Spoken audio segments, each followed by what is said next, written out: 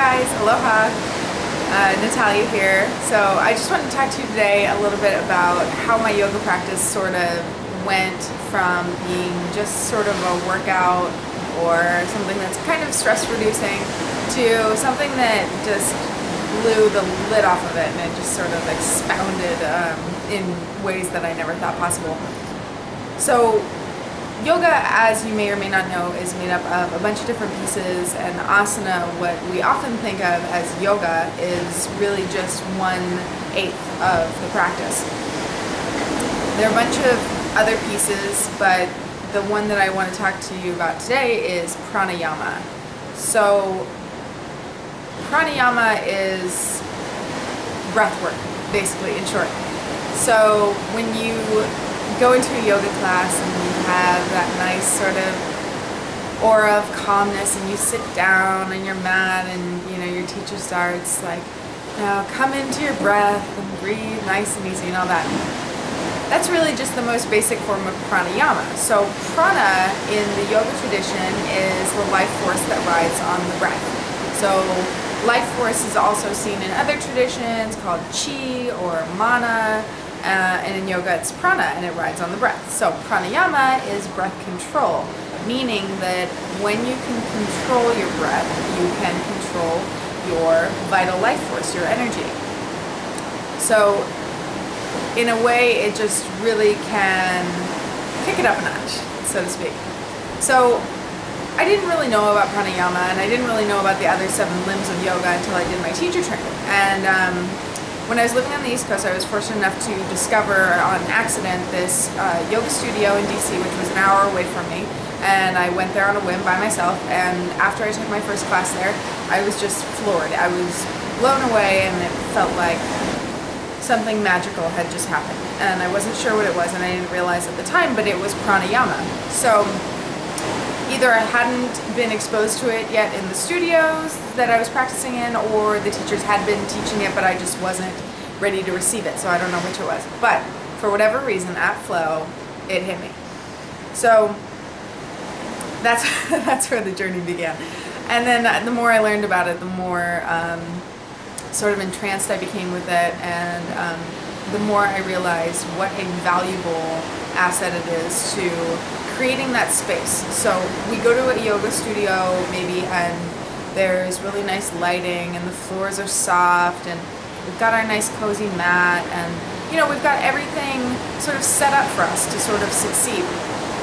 But the world isn't really like that, right? So you might have kids or a pet, or your mat's all funky and falling apart, or people are knocking at your door, or whatever it is. So if you're trying to practice at home, so pranayama is just a way to create that space for yourself, so that you don't have to actually have external things happening to push you into this little zone of contentment. What you do is you create it for yourself. So normally it's just, when you go into the studio, you can just say, I'm going to breathe nice and easy and focus on my breath. And that's fine. That's normal breathing. That's pranayama too. Another type of pranayama you might experience, and the teacher might cue for you, is ujjayi pranayama. So ujjayi pranayama is this subtle constriction at the back of the throat. And when you do that, it sounds just like a little audible. It sounds like the rolling waves, which you may be able to hear. Sorry about that. So it's this really nice sort of warming sensation that helps sort of really draw in the focus. So the way that you can think about it, if you haven't done this before, is you breathe in just through the nose. So you breathe in and out through the nose when you're doing it. But for now, you breathe in through the nose, and then you open your mouth, and it's as if you wanted to fog up a mirror. So you go, so you do that, but you close the lips. So you can do it like this. And it's that sensation. So you keep that sort of fogging up tight breath, but you just close the lips. So the air just passes through the nose. And then once you get really in tune with that, you can capture that sensation as you're drawing the breath in as well. So that's ujjayi pranayama, which is really good. But the main one that I want to talk about today that you may or may not be familiar with is nadi shodhana. And I teach this sometimes in my classes. it's a very powerful pranayama for me in terms of just like smoothing it all out. So it just makes me feel just like warm and light and calm, and like nothing in the world is gonna disrupt my zen, you know? So first thing in the morning is a really good time to do it, or just right before I meditate is really the best time, because it kind of allows me to come into that space. It sort of makes room for me to receive my meditation without all the noise in the background, the, you know, oh, did I do this? Or, oh shoot, I forgot to write that down, or whatever. Social media, emails, all that stuff. So it just pushes all that aside. So how it works is like this. You always use your right hand, and you take your peace sign fingers and you tuck them in towards your palm. You can also do it where you bring the peace sign fingers toward the space between your eyebrows, and then you use your fingers. But for me, that feels just like a little claustrophobic, you know, it's all up in there. So I tuck it in, and then you use your thumb and your ring finger to constrict either nostril and direct the airflow through one nostril at a time. So it starts like this. You always breathe in through the left nostril, you block it off with your ring finger, and you breathe out through the right. Then you breathe in through the right, plug it off with the thumb, and you exhale through the left. That makes sense? So you go in through the right, plug it off, exhale, or sorry, yoga teachers always get left and right confused, right? Okay, start again. Inhale through the left, plug it off, exhale through the right. Inhale through the right, plug it off, exhale through the left. Okay, pretty simple. So one cycle is when you come in through the left, out through the right, in through the right, out through the left. That's one. So when you're starting, you can just do a couple. You just want to do like 3 or 4, not a problem. Once you start really getting enthusiastic about it, like me, you can start to do 12 cycles. And with your left hand, while you're just learning, you can just rest it on your lap, or you can, you know, find a mudra, bring the index finger and the thumb to touch, palm up or down, doesn't really matter, whatever feels better.